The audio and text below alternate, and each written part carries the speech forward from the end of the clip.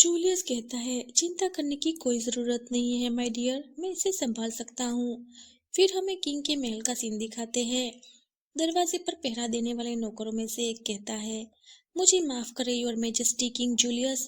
Majesty अभी परेशान नहीं होना चाहते। जूलियस कहता है, उससे कहो कि जूलियस उससे मिलने आया है। दूसरा पहरेदार बोलता है, हमें माफ करे योर मैजेस्टी, हमें भी अंदर जाने की अनुमति नहीं है। जूलियस कहता है, ओ ये तो कितने दुख की बात है, अब इसके बारे में क्या ही कर सकते हैं। तभी जूलियस अपनी पावर का यूज करता है और वाटर स्पिरिट की शक्ति से उन दोनों पहरेदारों को बर्फ से जमा देता है। जूलियस कहता है, चिंता मत करो, बर्फ 2 घंटे के अंदर पिघल जाएगी। जूलियस कहता है, मार्कस अपना दरवाजा खोलो। मार्कस मन ही मन कहता है, ये कोई ऐसा व्यक्ति है जिससे मैं बिल्कुल भी मिलना नहीं चाहता। मार्कस दरवाजा आधा खोलकर, यहाँ आने की आपको क्या जल्दी है? जहाँ तक मुझे याद है, मैंने उन दोनों गार्ड से कहा था कि वो किसी को भी अंदर न आने दे। जूलियस कहता है, वो हिल नहीं सकते क्योंकि मैंने उन दोनों को थोड़ा बर्फ में जमा दिया है। क्या सच में तुमने ये बात अंदर आने ना देने वाली अपने उस पुराने दोस्त से की है जिससे तुम 13 सालों से नहीं मिले? तुमने तो मेरे लेटर्स का जवाब तक नहीं दिया। मार्कस कहता है, मैं हमेशा बहुत ज्यादा बिजी रहता हूँ, और वैसे भी हम कब से गहरे दोस्त बन गए, हम तो सिर्फ एकेडमी में क्लासमेट थे। जूलियस कहता है, यह तो बहुत बेपरवाह जवाब था। तुम हमेशा मुझसे भागने की कोशिश क्यों करते हो? जब तुमने मुझे अपनी बर्थडे पार्टी पर बुलाया तो मैं बहुत खुश हुआ था, क्योंकि मुझे लगा कि तुम अभी भी मुझे याद करते हो। लेकिन फिर भी तुम मुझसे छिपते रहे।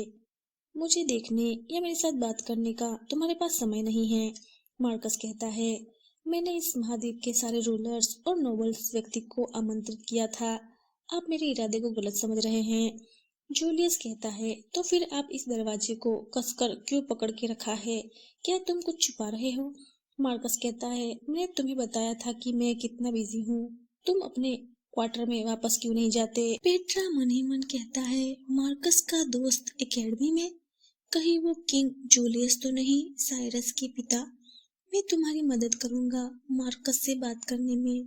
शायद उससे मुझे उसके बारे में कोई सुराग मिल जाए, एक दो हिंट ही सही। पेट्रा कहता है, क्या ये आपके मित्र है पिताजी? ओ, वो साइरस है। क्या आप यहाँ मेरे साथ खेलने आए हैं? पेट्रा मन ही मन कहता है, ओ, इस आदमी का चेहरा सचमुच बहुत सुंदर है।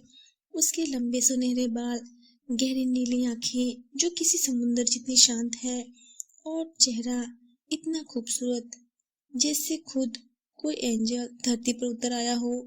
क्या साइरस बड़ा होकर इतना ही सुंदर दिखेगा? साइरस कहता है, पेट्रा मैं तुम्हें बचाने आया हूँ। जूलियस कहता है, मेरे बेटे को इस तरह से घूरकर मत देखो। जूलियस कहता है, जाओ अपने दोस्त से मिलो साइरस। मार्कस कहता है, ओ, तो वो आपका बेटा है, इसीलिए जब मैंने उसे तालाब के पास देखा तो वो मुझे जाना पहचाना लगा। जूलियस कहता है, लगता है साइरस और पेट्रा एक ही उम्र के हैं। ये बच्चा तो बिल्कुल तुम्हारी तरह दिखता है ना? लेकिन वो तुमसे कहीं ज्यादा क्यूट और प्यारा दिखता है। शायद ये क्यूटनेस उसे अपनी माँ से मिली होगी। ओ, तो आप अपने बच्चों के साथ टाइम बिता रहे थे। शायद मेरी एंट्री से तुम्हारा स्वीट मोमेंट थोड़ा खराब हो गया। मार्कस कहता है, लियाम, मेरे ख्याल से तुम्हें अपने कमरे में वापस जाना चाहिए, इससे पहले कि तुम्हारी माँ का शक हम दोनों को निगल जाए। उसे ये काफी अजीब लगेगा कि हम दोनों साथ में हैं। लियाम कहता है, हाँ पिताजी। मार्कस कहता है, अब जल्दी बताओ, तुम्हें मुझसे क्या चाहिए? जूलियस कहता है, तुम बहुत बदल गए हो। तुम्हारे पिता जो 7वें सम्राट थे, उनकी मौत के बाद से 13 साल हो गए। तुमने मुझसे सारे रिश्ते तोड़ लिए, और तो और मेरे सारे लेटर्स को भी नजरअंदाज कर दिया। मार्कस कहता है, मैं व्यस्त था, और लोग बदल भी सकते हैं। तुम ये उम्मीद नहीं कर सकते कि कोई इंसान अपनी पूरी जिंदगी में एक ही स्वभाव और व्यवहार रखे। जूलियस कहता है, मैं ये बात इसलिए कर रहा हूँ क्योंकि तुम हमेशा मेरे बहुत करीबी दोस्त रहे हो मार्कस, और मैं तुम्हारे बारे में चिंतित हूँ। अगर मैं अंदर से टूटकर तुम्हें इस तरह मिलने नहीं आता तो तुम मुझसे दूर ही भागते रहते। पेट्रा मन ही मन कहता है, वो सही कह रहा है मार्कस, आपसे तब तक दूरी बनाए रखेगा जब तक आपके बच्चे बड़े नहीं हो जाते हैं।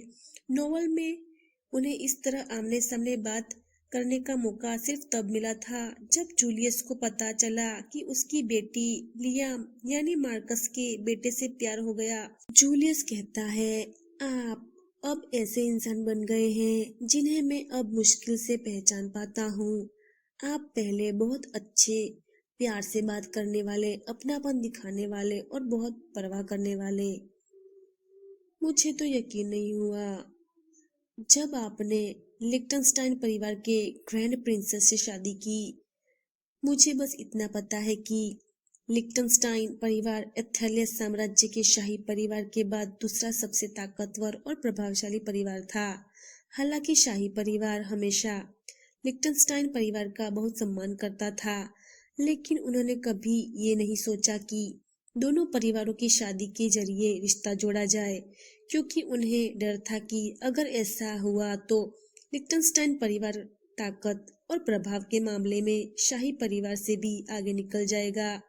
फिर जब आपने ग्रैंड ड्यूक की लिक्टनस्टाइन की बेटी से शादी कर ली, मैंने सुना कि आपने एथेलियस साम्राज्य के 8वें सम्राट को खत्म कर दिया, जो आपके सौतेले भाई थे, ताकि आप खुद अगले सम्राट बन सके। क्या ये बात सच है? मार्कस कहता है, हाँ, आपने जो कहा सब सच है।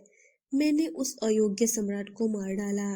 पेट्रा मन ही मन कहता है, क्या मार्कस ने अपनी मौजूदा पत्नी से शादी इसीलिए की ताकि उसे साम्राज्य के दूसरे सबसे ताकतवर परिवार का सहारा मिल सके और वो पिछले सम्राट से अपनी गद्दी छीन सके? अगर मुझे सही से याद है तो मार्कस 7वें सम्राट और उनकी दूसरी पत्नी का बेटा है। इसी वजह से मार्कस को इथेलियस साम्राज्य में कभी असली सत्ता या अधिकार नहीं मिला। शायद यही वजह थी कि उसने लिक्टनस्टाइन परिवार से मदद मांगी होगी। लेकिन लिक्टनस्टाइन परिवार ने मार्कस जैसे व्यक्ति की मदद क्यों की होगी? बिल्कुल, लियाम ही तो वजह है। महारानी, जो लिक्टनस्टाइन परिवार से है, इसलिए उन्होंने मार्कस की मदद की ताकि उनकी खून और वंशज शाही गद्दी पर बैठ सके।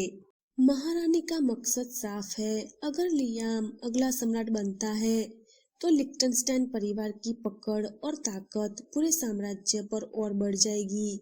यानी ये शादी और राजनीति दोनों का इस्तेमाल किया गया ताकत हासिल करने के लिए।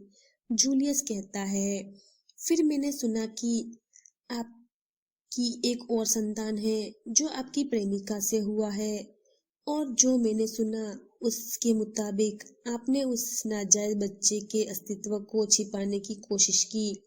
लेकिन आप जानते हैं, आप उन्हें हमेशा के लिए छिपा नहीं सकते। इस बच्चे के भविष्य के बारे में भी तो सोचिए, सिर्फ अपने बारे में नहीं।